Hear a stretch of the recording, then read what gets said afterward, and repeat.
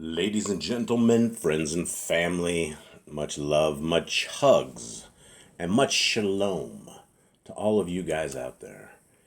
As I like to say, shalomi to all of my homies, and the people of Yah are amazing people. I'm always being fascinated by the people of our Creator, and I got some incredible news that there's a little group of people, like 50 some people, that are interested in jumping into the Yah Scripture Prison Ministry and helping to write these brothers and sisters in chains and get this stuff facilitated. So I am hoping and praying that this does come through, because I love my brothers and sisters in chains. It has been an amazing time of my life that I have been able to share a brief moment of their lives. And every email is an interesting glimpse into a world that most people can't ever fathom. And the world of death row is just such an ominous, dark place where there is no hope, there is no light. there's nothing other than a date that is coming at some point where they're going to pump you full of poisons and stop your heart. And so it is all these guys that are in and around this system. A lot of these guys have been in here for 25 plus years. I know some guys that have been in there even longer. I talked to the serial killer that is in there. He's been in there for like 30 something years. And you know, a lot of these guys, when you first start talking to them, you have to establish trust, and you have to establish love. And a lot of times there's a lot of the victims of these guys will use these ways to correspond and to basically threaten and to attack those who are now on death row for a very, very long time. And so breaking through is always something that is amazing. And once you see that trust has been established, and once you start telling your life to these guys and they start telling you their lives, it's an amazing thing. It's an amazing process. And the closer you get to these guys, the better and more receptive they are to the message. And just like with you guys, you know what my theme is. You guys, anybody, when the day that I die, people will know that my theme is and always has been: obey the laws, statutes, and commands of our Creator if you want to be established into the kingdom of our Creator. That's the bottom line of Scriptures. That's the basically a one-line summary of everything in Scriptures, and that will infuriate a lot of people. It'll infuriate people that have only a Messiah, but they don't have the reason that we need to have a Messiah. They forget about the ways and rules and regulations that our Creator has asked us and has told us to work and to aspire to get to our lives to a certain point. Everyone ignores it. It's so easy putting the laws on the cross. It's so easy eating all these unclean foods and worshiping on the wrong day and doing whatever the heck we want to do. And somehow we have the audacity to think that our Creator is going to bring this magical rapture school bus for all the disobedient, ruthless children that are just disobeying the heck out of their dad.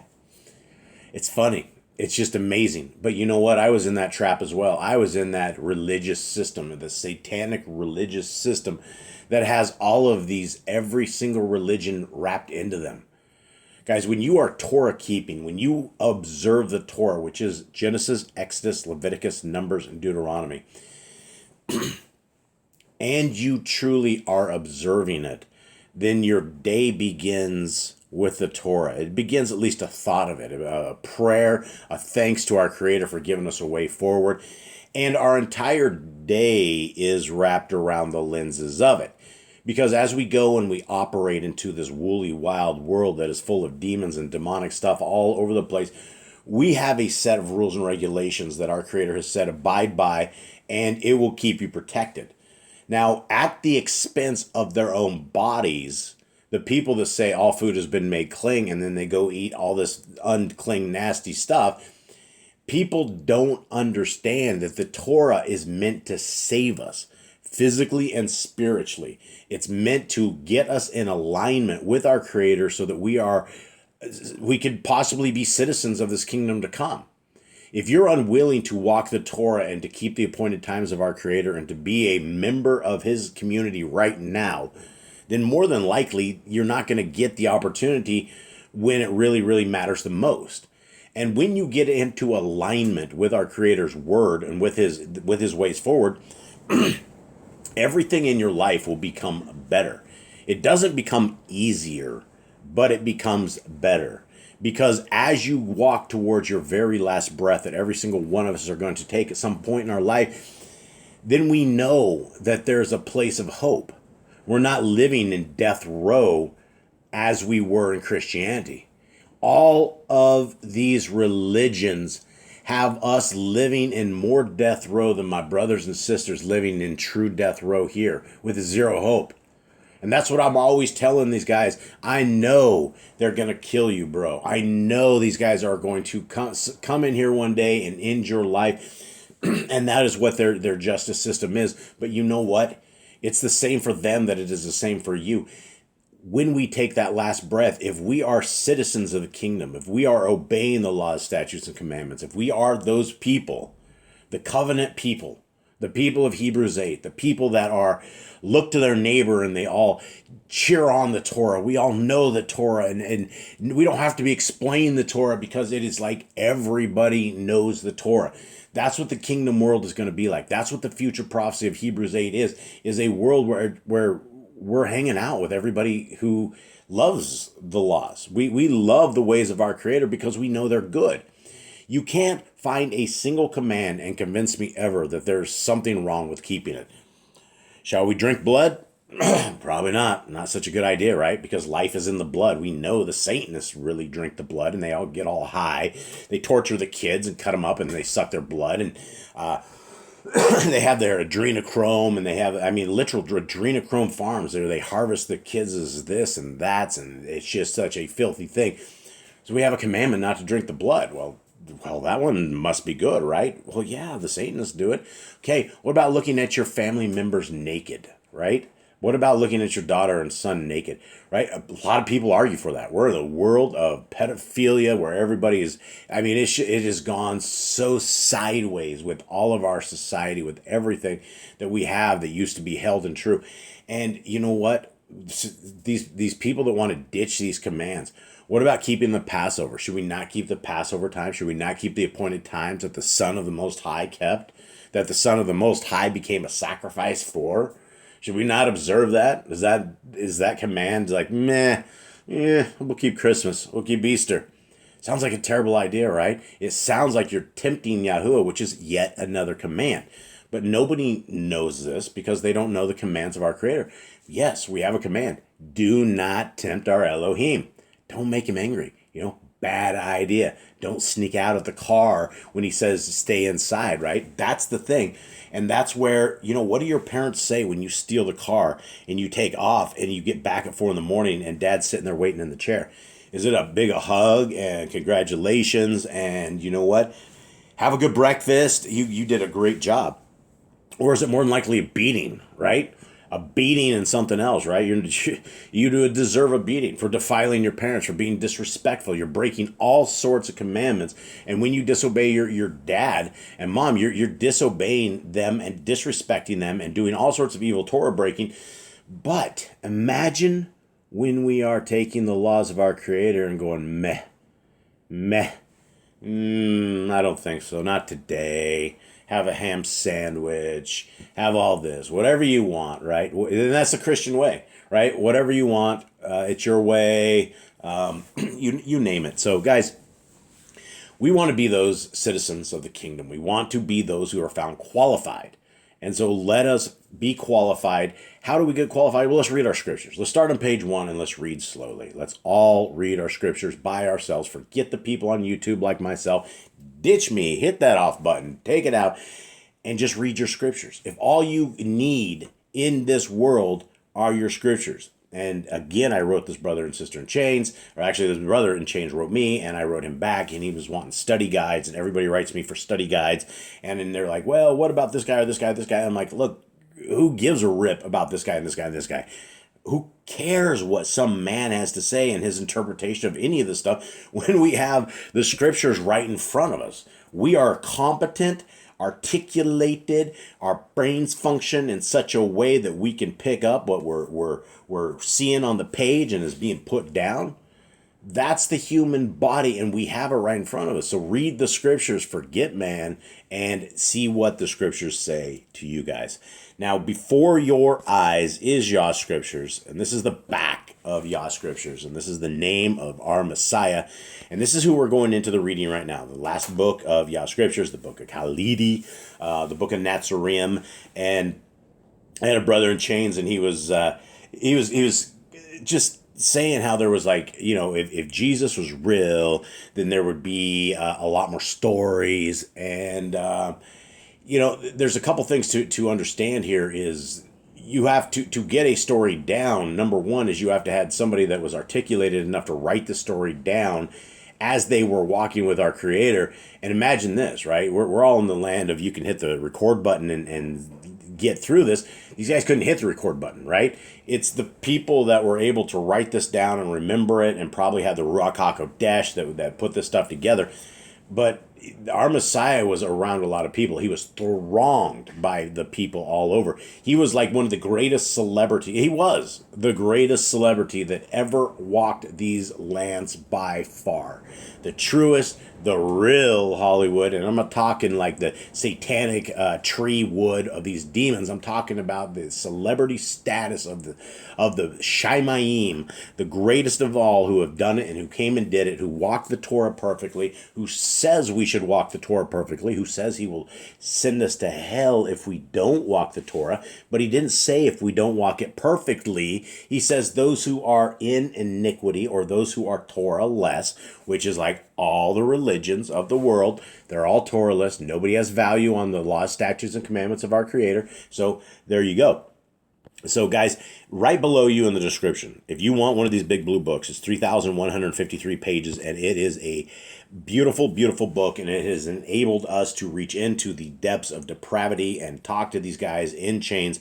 And I will tell you, it's probably scary for a lot of people going into these dark crevices of the world where it is really, really sick. The people on death row are treated in a very disrespectful, unhumane, sick manner that is very mentally abusing. It is not something that is in Torah. All of these individuals, at the behest of multiple witnesses, if they killed somebody, they would have been spared decades and decades in solitary confinement without any kind of human interaction whatsoever. And I had this brother, he told me the other day that he would rather right now die in 1 month of terminal cancer if he could die in his bed free and have outside people hold him and give him love to die, rather than sit any longer in here. As I talk to this brother, he's given up on all but life. And how could you not? 26 years in death row. And you haven't had a handshake since like 1998. It's simply astounding. So guys, when you guys get the Yah Scriptures, they're free. There's a free version, yahscriptures.com. All of the digital versions are absolutely free of charge there. I stand by. It is the greatest English translation that you will ever find. And this is a limited edition print. The next version are coming in, and they're much smaller. They're small print. This is large print. This is for the vision impaired or those who just want to read something amazingly big for hours on end, and something that doesn't hurt your eyes. So this is it right here. Now here we are, Book of the Nazarene, our Messiah, another story of our Messiah walking around. Somebody scribed it up, whoever this is, Khalidi, one of his apostles who was able to write, and he put it down for us. And the interesting thing about this book is that it jives with all the other books. There's nothing in this that would lead you to ever go astray in Torah or ever nullify the Torah or nullify the commandments of our Creator. What this book does is this teaches us how our Messiah is going to reign. This is our King telling us and showing us what it's like to be part of the kingdom people. And so we should very much listen up so that we know what our Messiah is going to want from us. So none of this stuff is a mystery if we are qualified enough to make this kingdom. Okay, here we go. 12. Coming to a village, Yahushua ate while a small crowd gathered. And there he addressed the people, saying, if any of you intend to become followers of mine, you must put aside any thoughts of self and carry your own burden of suffering without complaint. If a man worries too much about his own safety and comfort, he gains nothing. But if he sacrifices these for the sake of my cause, he will not lose. What profit can a man make by gaining all that the world has to offer in exchange for the welfare of his own soul? What can he take from his gains to buy back what has been lost? Wow. This is this simple paragraph, this simple set of verses. There's lots of stuff to take in. Number one, Messiah's talking about if we were worrying about our own safety and comfort too much, we're not getting the kingdom purpose. Guys, we have been given 120 years to figure this out and figure this path out and understand what it takes to become a qualified kingdom person. And a lot of it is about giving. When the second of the greatest commandments is to love our neighbor as ourselves, that's a huge deal. If we're ranking all of the 158 commands that we can do today, and Messiah says the greatest is to love our Elohim with all of our heart, mind, soul, spirit, being, everything that we have. And second of that is to love our neighbor as ourselves. And who doesn't love themselves, right? I mean, everybody's doing everything we do for the sake of ourselves. We get up, we eat, we do stuff to survive. It's for the sake of us, right? So if that's as good as we take care of ourselves, are we demonstrating what it takes to be part of the kingdom? Are we heralding in the reign of Elohim? The reign of Elohim is a place of the poor are taken care of, the depraved are lifted up, the suffering are made well. So if we're sitting here worrying about our own sake, then we're going to miss all of these opportunities that we have that we are able to be fishing for men. There's a lot of times, there's a lot of homeless people. There's a lot of times that we can interact with people, that we can change lives if we so care about somebody other than ourselves. So Messiah continues on, and we've heard this before, but this is still it kind of really hits home. What profit can a man make by gaining all that the world has to offer? Right? What does the world have to offer? Well, it's got everything, right? Whatever you want. Whatever you want to do in this world, you can completely do. And nothing has been held back from you. And in the age that we are in, man, people are doing everything. Man, we are out there busting up atoms and protons and opening doors and CERN. And we're gene editing and we're making all sorts of crazy stuff. We are completely destroying the architecture that our Creator has put out there. And, it's a war on humanity, from the skies to the food to everything that's coming around us. It is looking like it's got to be in the end times, or at least it's ramping up to be some crazy, crazy stuff. Look around us, and there's nothing in this world worth holding on to. There's nothing. Cars, meh, they come and they go. Land, houses, meh, they come and they go. Things, they come and they go, right? This world, there's nothing that we're going to die. We're going to go back to our graves as a giant pile of dust, a bunch of bones sitting in there and nasty looking skeletal stuff. But we're gone, right? Where is our soul? What have we done with our soul? What did we gain by this? If we're sitting out here completely always putting the scales of the world to us, and we've forgotten all the rest of it, Messiah says that's not so good, right? What can he take from his gains to buy back what has been lost? Well, if you lose your soul and you're dead, your family gets all your money, or somebody else gets all the money. I mean, you don't take it with you. How are we going to deal with this once we are done? And this is the importance of dealing with this right now and protecting our soul, guarding our soul. And when you look at one of the greatest, longest Torah commands that there is, it is reiterated over 53 times. And that commandment is to guard the laws, statutes, and commandments of Yahuwah. It is very, very important that we put this together and we are defending it. when it says to guard the law, statutes, and commandments, that's definitely not nailing them to the cross. It's definitely not wiping your shoes across them and saying that's the old things of Moses, or that really doesn't matter anymore because Jesus came to give us a new way home, right? Jesus never came and gave anybody anything. Yahushua, HaMashiach, our Messiah, there were no J's in Hebrew. He came and said, I don't come in my own will. I don't come in my own name. I come with the understanding that the creator of the universe, my dad, has given me a set of instructions and I got to do this. You could see it all the way up till he was right before they were starting to abuse him from the Garden of Gethsemane, when he was asking his father if this was, take this from me, I don't want to do this.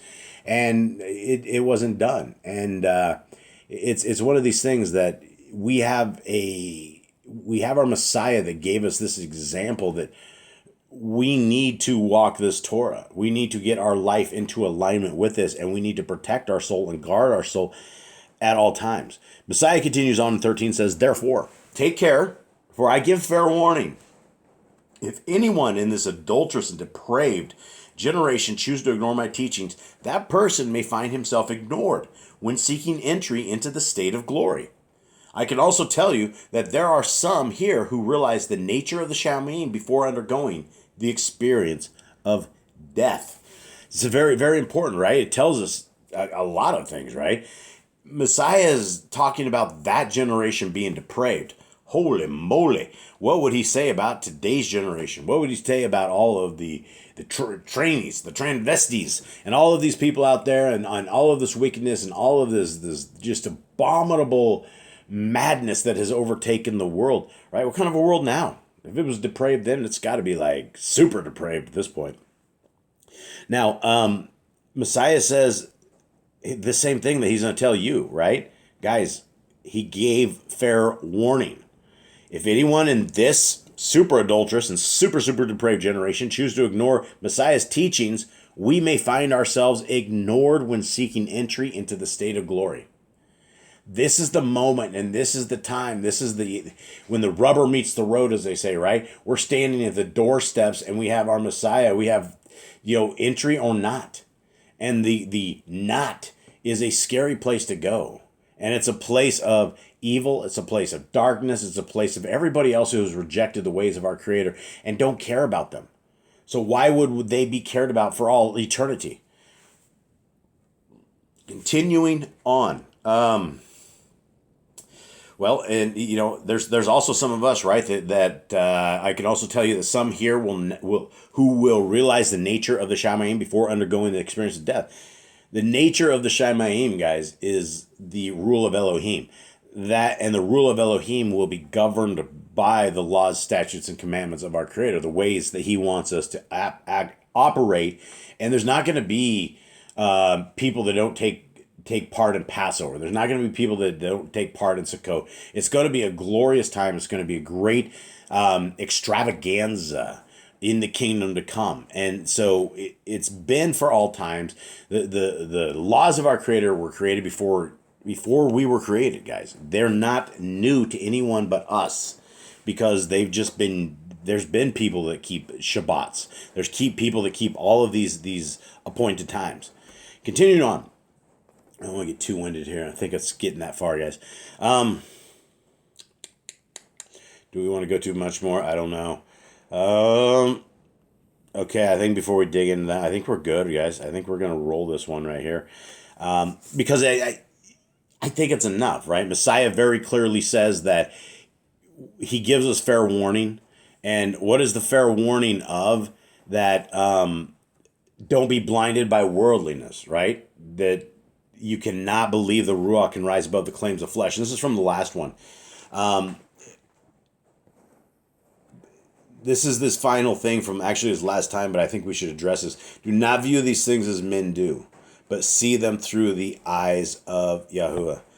And the eyes of Yahuwah is that we are able to pass our 120 years of testing, that we become in alignment people of his government. The only government we should ever give a rip about is the government of our Creator. And the government of our Creator, he's given us and preserved the scriptures for us so that we have them in this day and generation if we are so willing to read them. And in this world of depravity, don't you guys want a little bit of light? Aren't you guys excited about a world where darkness is in one side of the world and the light is all around us, and we can just have a good life? We can have something that we don't have right now because we always have the devils and demons and the powers of darkness and the sin lurking at our door. And so there will be a day when all of that will be annihilated and we will be able to walk with our Messiah and with our Creator hand in hand and be able to live in a world outside of this. And it's going to be a life just like we're living now, but a totally different kind of something. And it's going to be amazing. So guys, with that, I hope you guys have a wonderful day. Hope you guys have a wonderful week. It'll be a couple days probably before I get another one of these readings out there to y'all. So with that, much love. I'm out.